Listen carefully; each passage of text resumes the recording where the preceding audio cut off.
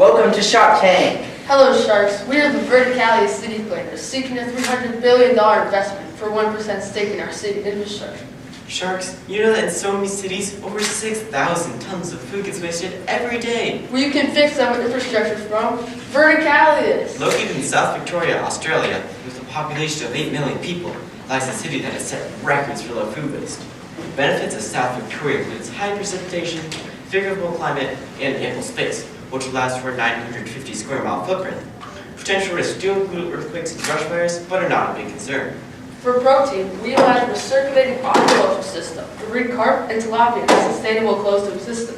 This produces protein by continually reusing and filtering water with sand and microorganisms, improving the circular economy and regenerative agriculture through fish waste. In packaging, use polyhydroxyalkanoate, a methane-based bioplastic for agricultural packaging. This bioplastic, developed by chemical engineers, creates carbon compounds to remake itself after anaerobic digestion. It is exceptionally eco-friendly and eliminates food waste. How do you move food around? We use a pneumatic tube system that connects the entire city to transport food to buildings. So the system starts at vertical farms, then travels to distribution centers, and then to buildings when requested, eliminating food waste during transportation. This is all made of hard steel pipes, with a supervisory, control, and data acquisition system, or SCADA, along with intelligence agents made of mechatronic engineers used to route it. Our 9 Tier 5 data centers don't require continuous water because of the closed-loop cooling system, and only need 1 gigawatt of energy daily to fulfill the needs of our city. How is this city zoned, and where do people live? Our city is shaped as 9 octagonal 15-minute neighborhoods, determined by a 15-minute hydrogen-powered bike route. They're connected by bus, train, and transit hubs, and contain big zones focused on residential or commercial, so organize buildings, improve food transportation systems by living closer to vertical farms, and enhance citizens' lives. These are designed by civil engineers who maximize space efficiency, and surveyors who consider local terrain to decide where buildings should be placed to allow for equal access and efficient construction. If you combine them with their nitrogen-purged, safe, hydrogen-powered transportation, you've got a complete system. These vehicles also use a SCADA system to route themselves and ensure safety. The process to power levers occurs by containing pressurized hydrogen gas in a leak-proof tank, then combining with oxygen to form an electrochemical reaction, making electricity. The rest is similar to an electric automobile. Electricity is used to power the vehicle. The only byproduct is water vapor, which is completely safe and eco-friendly. Only public transportation is allowed on roads, and systems are supplied with hydrogen-powered bikes and many walking paths to improve city livability. You can even source the hydrogen from brine leftover. From desalination? Yes, the desalination plant leaves toxic brine and water left over. This desalinated water is near perfectly balanced, so all created brine can be used in brine electrolysis. In this machine here, leftover chlorine and sodium hydroxide can be used to purify agricultural irrigation and to create anti-pesticide products. Other brine also undergoes solar evaporation, leaving only valuable minerals that can be used in hydroponic systems. What are your roads made of? Great question. Roads in our city are made out of asphalt, smaller buildings like these made out of hemp composite rebar, and tall buildings with steel. Walkways in our city are made out of bio-asphalt, which is recycled asphalt coated with polymerized canola oil from vertical farms. Rainwater from storage and catchment reservoirs is heavily filtered by reverse osmosis, activated carbon, and various filters through 700,000 gallons of fresh, high-quality water. How do we power these, you ask? With just our 9 tokamak nuclear fusion power plants, developed by electrical and mechanical engineers, you could have 11.25 gigawatts of clean energy, plenty to supply a large city. Well, what if your fusion plants stop working? Well, we operate 25 offshore wind turbines for resiliency, and with microgrids, we have the ability to start the fusion plants again. Our composting system incentivizes citizens to give their food waste to the government, to be provided to ranchers, or, if necessary, to micro anaerobic digesters. If citizens meet threshold requirements for low food waste, they receive exceptional tax breaks of 6 to 19% from the original 14 to 32, making food waste uneconomical. All solid waste is sent to a plasma gasification plant, leaving no leftover garbage. What are some of your city services? Well, Verticalias has a strong police force and many medical squads to ensure safety. We also have a free K-12 education and plentiful recreation and public buildings to entertain citizens. How does food travel outside your city? Exported food can travel to ports or airports to be shipped. What about any other food waste? Anaerobic digesters turn compost into methane, which can be used to make bioplastic. Plasma gasification turns solid waste into biogas and slab, which can be used for energy and building construction. These offer a second usage for food if it has to be wasted. How does a city of your size support a thriving economy, though? Our economy is strong because of the agricultural and technology industry. How does your city support regenerative agriculture? We produce biochar with the help of chemical engineers, which is made with biomass and biogas burned in a kiln. This is used to heal soil from the malpractice of the past. Well, what types of systems grow those food? There are two types that we use. First, the aeroponic growing system is an automated sprinkler system, constantly misting the plant's roots with nutrients. Top half, exposed to organic light-emitting diodes, focused on blue and far red wavelengths, which hastens growth and improves space efficiency. Crops are rotated to prevent waterborne diseases. Plants are genetically modified to enhance the Calvin-Benson cycle by making plants more efficiently and frequently bind with CO2, make photosynthesis occur faster. The hydroponic system is similar to aeroponics, but it soaks the roots in nutrient-rich water. These two setups allow for variety in crop growth without compromising efficiency, and also prevent food waste from occurring in farms. Our drone technology, made by mechanical and aerospace engineers, with first-house picking arms and bins, harvest through them perfectly right, lowering food waste and reducing spoilage. Rainwater and black water are purified by anaerobic digestion, then used in agricultural irrigation, data centers, and fusion plants. So Sharks, are you ready to join us in a plan to prevent food waste forever? Considering all your efforts to eliminate food waste, we accept your deal.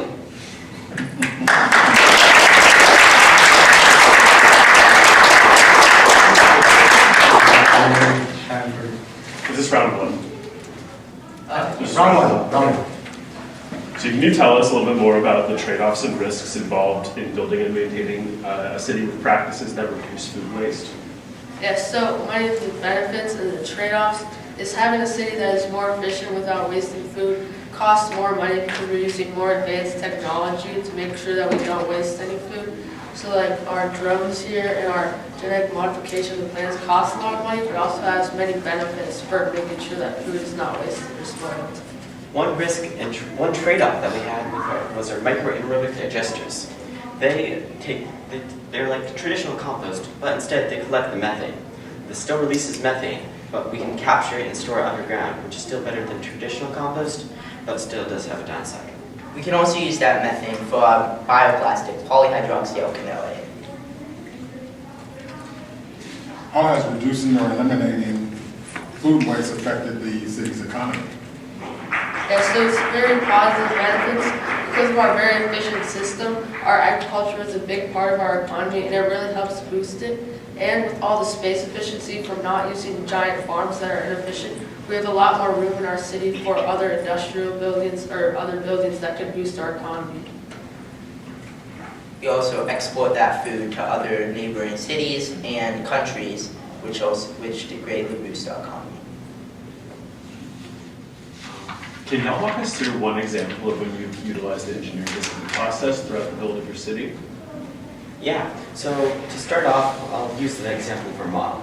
So we made a Google Doc at the beginning and kind of sketched out our ideas and drew out what we wanted our ideas, what we wanted it to look like. We then took a piece of wood and started drawing out how we wanted it to be shaped and decided on our octagonal shape here. We then started building it and constantly improved it and tested it to ask others if they liked what we did or not, or if we should change it. And now we are sharing it with you guys.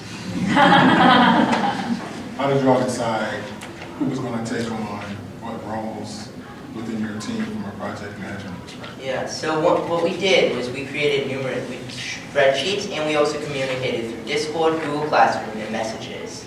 And so we did voting polls and we also saw what people wanted to do and what they didn't want to do. So everyone could contribute equally and share their ideas. As we went on through our communication, we really figured out who was good at what and who wanted to do what, so that helped us decide what to do. Of all of the technologies that you shared with us, which are the most realistic to close to today's time, and which might be the most futuristic that need the most development time? Yeah, one of the most futuristic ones is probably our fusion plant, because it does exist right now, but at a very small scale.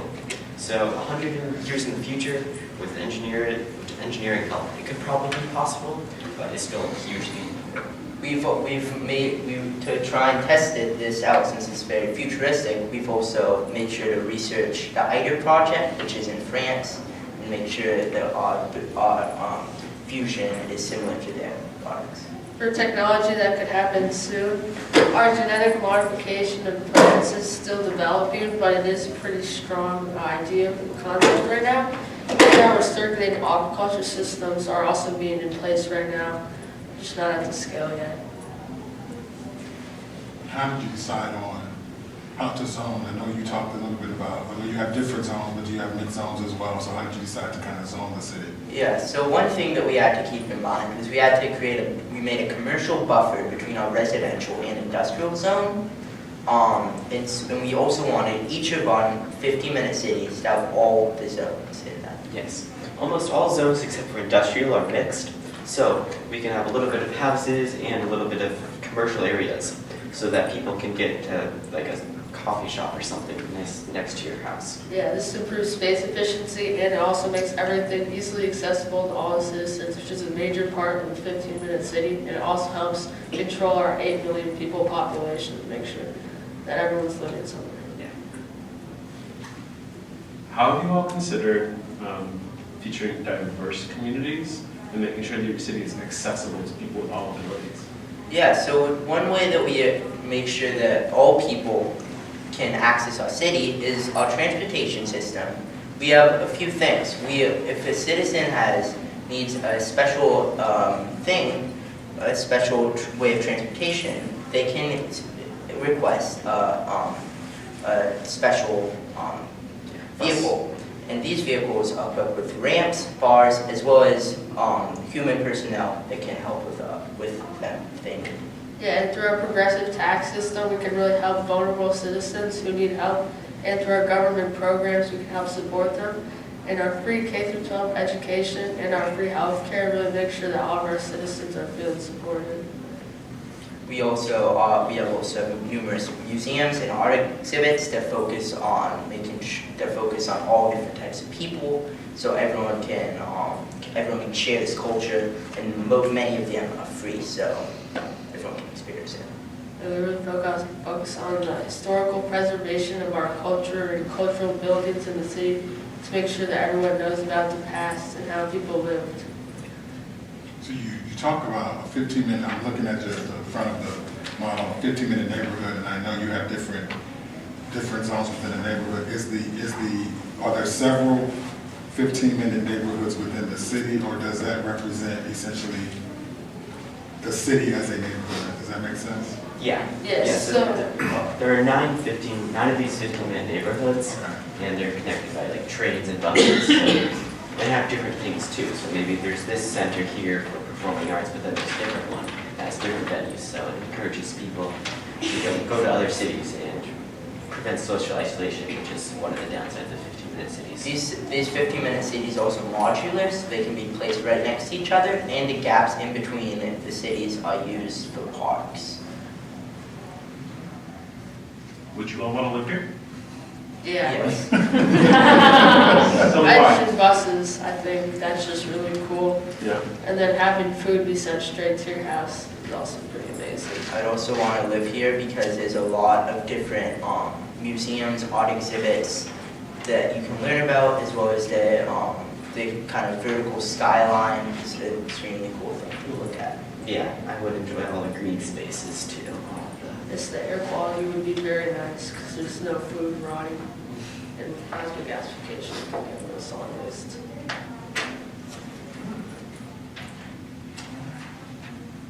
We can move on. You ready for it? Sure. Okay, go for it. Thank you. You have 3 minutes. Okay. Can you show us your moving part? I know this rotates around a bit. Is that the moving part itself? So yeah, there's this here in the circulating aquaculture system. That's aerate the water from fish. Okay. While we were designing this, we learned how to solder. Simple circuits like that. Yeah. Yeah, cool. Tell us about it, because part of this is showing us how you built this. So, Yeah. or telling us how you built it. So, how did you build this? Yeah, so we started with like foam base here and built up the walls, then took half sheets of cardboard, which is one thing that I think was pretty cool.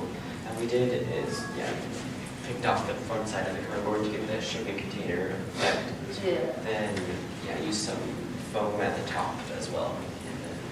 Yeah, we used like straws here to connect the filters. And we had some signs just made out of paper.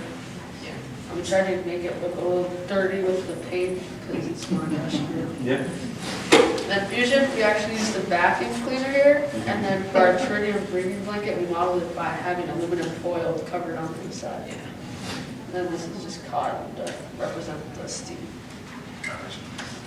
This one was my favorite. So we took Legos, and then we got to solve them off. Yeah. And then we took some foam, and we folded it up into this box shape, and then we took some moss, and then we put them on the top and bottom, and then just colored this marker.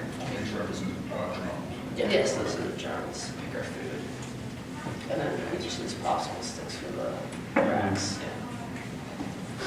What about some of the sandwiches, some of the chili cheese over here? Yeah, so one thing we used these, we coated